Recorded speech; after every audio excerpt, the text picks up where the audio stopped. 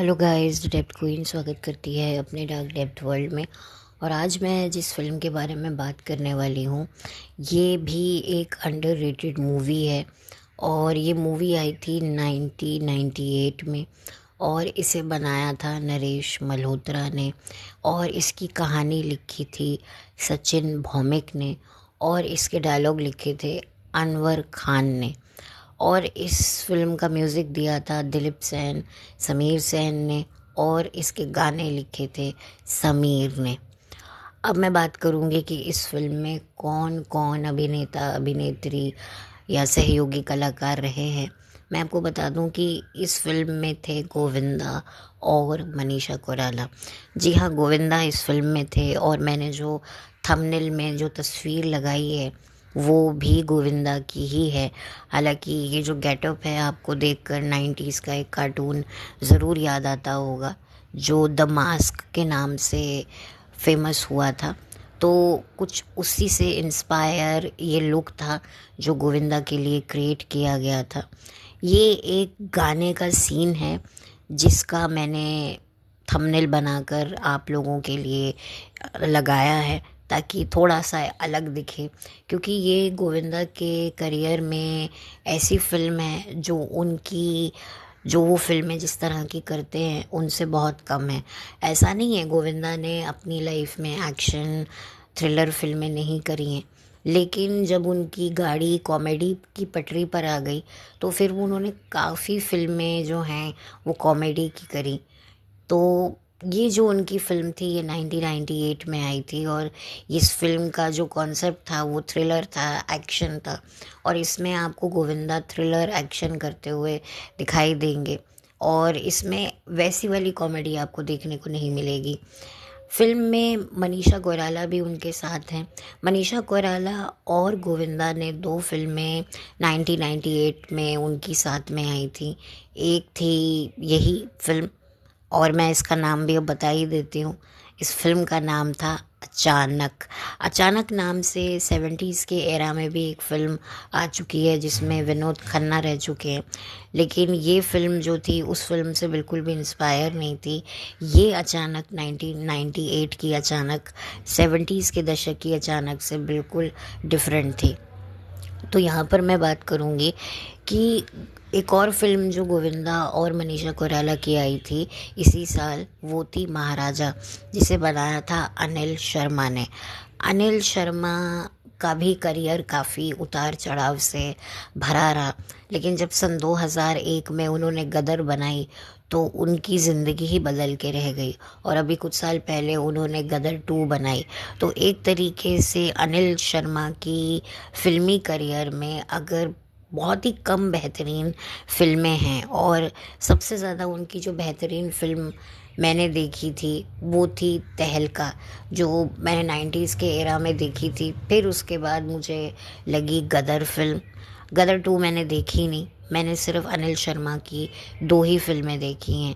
और उनकी एक फिल्म शायद और भी आई थी 2003 में, हीरो करके, लेकिन जिसमें सनी देओल और प्रीति जिंटा और प्रियंका चोपड़ा थे। लेकिन जो बात गदर फिल्म में थी वो तो शायद आप लोग जानते ही हैं, और गदर 1 की वजह से ही गदर 2 इतनी चली है। हालांकि गदर 2 में वो सारी चीज़ें नहीं हैं जो गदर 1 में थी। जिस तरह के इमोशंस दिखाए गए पार्टीशन के दौरान, जिस तरह की जो ट्रेजेडीज़ दिखाई गई, वो बहुत ही रियल थी। और मेरी दादी ने जब ये फिल्म देखी थी ना, तो उन्होंने भी कहा था कि बिल्कुल ऐसे ही हुआ था। तो काफ़ी रियलिस्टिक बनाई थी ये फिल्म। खैर, ये बात हो गई अनिल शर्मा की। और महाराजा फिल्म जो थी वो भी फ्लॉप हो गई थी, वो कोई इतनी बड़ी कोई हिट नहीं हुई थी। तो एक तरीके से जो मनीषा कोइराला का जो एक दाव था कि वो भी गोविंदा के साथ काम करके अपने करियर को आगे लेके जाएं, क्योंकि बड़े बड़े लोग गोविंदा के कंधों पर चढ़कर जो हैं अपने डूबते हुए करियर का सहारा बना रहे हैं। तो वो हर किसी के साथ हुआ नहीं, और मनीषा कोइराला के साथ भी ये नहीं हुआ। और अनफॉर्चुनेटली जो है ये फ़िल्म भी फ्लॉप हो गई और महाराजा फ़िल्म भी फ्लॉप हो गई। और अब इस फ़िल्म में मैं बात करूँगी कि गोविंदा और मनीषा के अलावा इस फ़िल्म में बहुत सारे स्टार्स हैं। 2 बड़े-बड़े स्टारों ने तो इसमें एक अपना गेस्ट अपीयरेंस भी दिया है। उनमें से एक संजय दत्त और दूसरे शाहरुख खान। इस फ़िल्म में राहुल रॉय भी थे, फराह नाज़ भी थी। फराह नाज़ के बारे में मैं बात करूँ तो वो तब्बू की बड़ी बहन रह चुकी हैं और बॉलीवुड में 80s के दशक में उन्होंने अपनी एक अच्छी खासी पहचान बनाई। फिर 1996 में उन्होंने विंदु दारा सिंह से शादी की, एक बच्चा हुआ।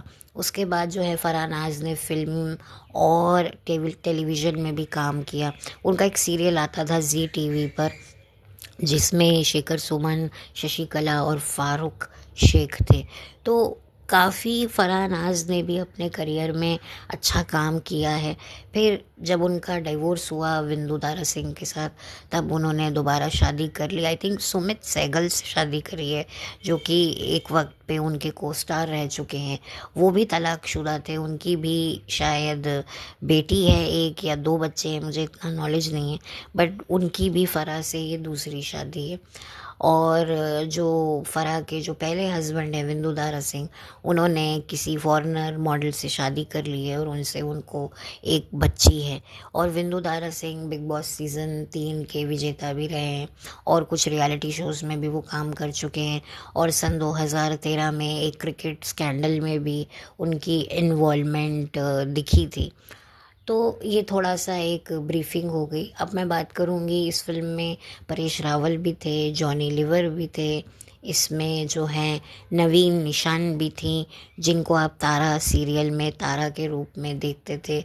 तो बहुत सारे बड़े कलाकारों के साथ ये फिल्म बनाई थी। और इसकी जो कहानी थी, वो कहानी कुछ यूँ होती है कि गोविंदा के भाई राहुल रॉय की अचानक डेथ हो जाती है, और क्यों डेथ हो जाती है, उसके पीछे क्या रीज़न है, यही जो है फिल्म की आगे कहानी को बढ़ाता है।